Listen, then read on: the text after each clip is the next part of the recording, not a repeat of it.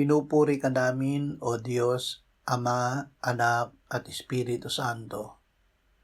Salamat, Ama, na ibinigay mo sa amin si Jesus na iyong anak, na namatay para sa aming kasalanan, iyong muling binuhay, iniakyat at iniluklok sa iyong kanan sa langit.